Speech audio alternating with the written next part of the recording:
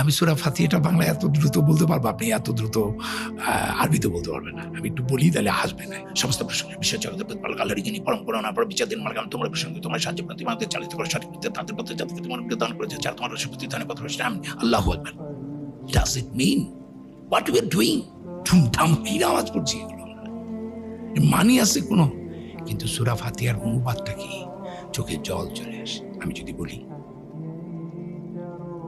বিতাড়িত শয়তানের প্ররোচনা হতে আল্লাহ তাআলার কাছে আশ্রয় প্রার্থনা করছি। পরম করুণাময় পরম দয়াময় আল্লাহর নামে সমস্ত প্রশংসা বিশ্ব জগতের প্রতিপালক আল্লাহরই, যিনি পরম করুণাময় পরম দয়াময় বিচার দিনের মালিক। আমরা তোমারই উপাসনা করি, তোমারই সাহায্য প্রার্থনা করি। তুমি আমাদেরকে চালিত করো সঠিক পথে, তাদের পথে যাদেরকে তুমি অনুগ্রহ দান করেছ, যারা তোমার রোষে পতিত হয়নি, পথভ্রষ্ট হয়নি। আমিন।